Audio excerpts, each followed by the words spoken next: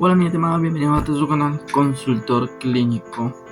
Soy el creador de Consultor Clínico, este canal al cual estás viendo este video. Hoy vamos a hablar acerca de los cánceres de tiroides. Quédate para que aprendas. Bueno, sí, primero vamos a hablar acerca de la tiroides, ¿verdad? Bueno, anatomía. Diciéndolo como parte de una introducción, decimos que la glándula tiroide es un órgano en la región anterior del cuello que consta de dos lóbulos simétricos adosados a los lados de la tráquea y la laringe, que están unidos entre sí por el istmo. La glándula tiroides pesa unos 20 gramos en el adulto sano y surge desde un punto de vista embriológico desde una proliferación del suelo de la faringe en la tercera semana. La formación desciende hasta alcanzar su situación definitiva, permaneciendo unida a su origen primitivo por el denominado conductor tiroidoso. La parte distal de este conducto persiste en el adulto y puede crecer contribuyendo al lóbulo piramidal. En ocasiones, alteraciones en el mecanismo de descenso embriológico pueden originar el llamado quiste tirogloso o tejido tiroideo aberrante. Excepcionalmente, la glándula tiroides no desciende a su posición normal y puede quedar como una glándula única en una situación anómala llamada tiroides lingual, donde se encuentran insertados los músculos de la lengua. Hablándolo de una manera genérica para que todo el mundo comprenda, las hormonas tiroideas activan el metabolismo energético, incrementando el consumo calórico y regulan el crecimiento y maduración de los tejidos y el recambio prácticamente de todos los sustratos y vitaminas y hormonas del cuerpo. Hablando ya del cáncer de tiroides, estos se van a denominar, vamos a ir separándolos en diferentes categorías, ¿verdad? Tenemos a los carcinomas derivados del epitelio folicular, que son, en este caso, si son diferenciados, se le conoce como carcinoma papilar y folicular, y si son indiferenciados, se le conoce como carcinomas anaplásicos. También existen otro tipo de carcinomas denominados carcinomas derivados de las células C, llamado comúnmente carcinoma medular tiroideo. Tenemos a los linfomas tiroideos y evidentemente a la metástasis. Ahora vamos a hablar acerca del carcinoma papilar. El carcinoma papilar es el carcinoma más frecuente, con un 70%, y es el de mejor pronóstico, con dos picos entre la segunda y la tercera década de vida y otro más tardío. Es más frecuente en mujeres, tiene un crecimiento relativamente lento, es localmente invasivo y con tendencia a la diseminación linfática, denominados metástasis ganglionares, aunque raramente también da metástasis hematógena a hueso y pulmón. El carcinoma micropapilar es el que mide menos de 1 centímetro. Hablemos de la anatomía patológica de este carcinoma papilar. Generalmente no son encapsulados, con formación de papilas. Estos son grupos epiteliales centrados por un eje vascular. Calcificaciones finas en cuerpos de samoma. Son células con núcleos grandes y claros con inclusiones intranucleares. Con frecuencia aparecen elementos foliculares. Si son muy abundantes, se considera variedad papilar folicular. La clínica, obviamente, una tumoración tiroidea, y con menor frecuencia podemos encontrar adenopatías. El tratamiento, evidentemente, la cirugía. Existen otro tipo de tratamientos como son la ablación de restos tiroideos y metástasis con yodo 131. Actualmente en mi país también se usa y existe una normativa del uso con yodo 131.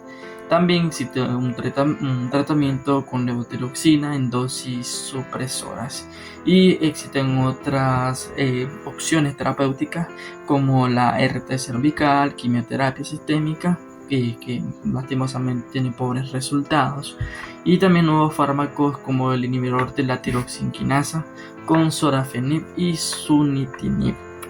Sí, son medicamentos relativamente muy caros. Hay que hacer un seguimiento, evidentemente, la tiroglobulina, el rastreo corporal con yodo 131, también otras técnicas de imágenes como una ecografía cervical, radiografía de tórax, gammagrafía ósea y una tomografía computarizada PET.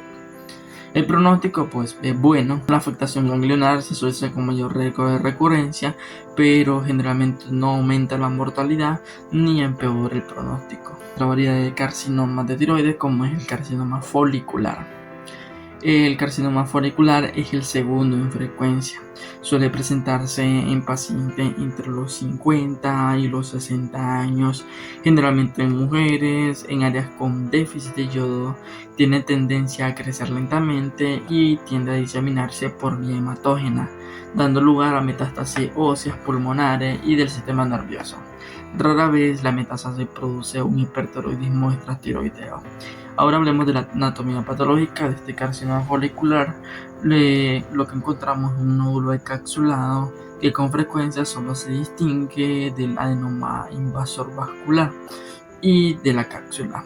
Una variante de peor pronóstico es el carcinoma de células de Hurtil o carcinoma uxifílicas. La clínica, pues, en lo que encontramos una tumoración en la región tiroidea. En ocasiones presenta metástasis en el momento del diagnóstico. El tratamiento pues es igual al carcinoma papilar, obviamente cirugía y el resto de tratamiento con yodo 131. El pronóstico, aunque es peor que el carcinoma papilar, sigue siendo bueno, con una supervivencia prolongada, frecuente y empeora con lesiones de mayor tamaño. En esta tabla aquí dada por la guía AMIR, lo que nosotros miramos es la diferencia entre el carcinoma papilar y el folicular, ¿verdad? En el carcinoma papilar de tiroides pues tiene una frecuencia de un 70%, el folicular un 15%. La extensión, pues el carcinoma papilar linfática hacia los ganglios y el folicular es hemática hacia el pulmón, hueso y sistema nervioso central. Los factores de riesgo, una irradiación y lo folicular pues un déficit de yodo. En la anatomía patológica, pues en el papilar vamos a encontrar papilas y folículos y cuerpo de samoma, que son calcificaciones en granos de arena, tal como vimos pues en esa imagen. Aquí la estamos presentando otra vez. Esas son las calcificaciones en granos de arena o llamado cuerpo de samoma. El folicular pues encontramos el epitelio tiroideo, una invasión de la cápsula. Y tenemos un subtipo que es de mal pronóstico denominado célula de Hurtil. En el carcinoma papilar no tiene cápsula y en el folicular sí tiene cápsula. Y el pronóstico pues en el papilar es el mejor y en el folicular es bueno, ¿verdad?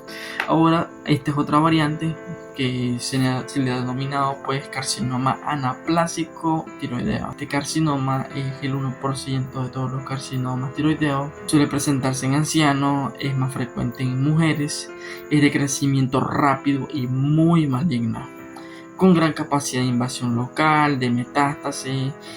Ya generalmente cuando se dan estos diagnósticos ya hay metástasis ósea.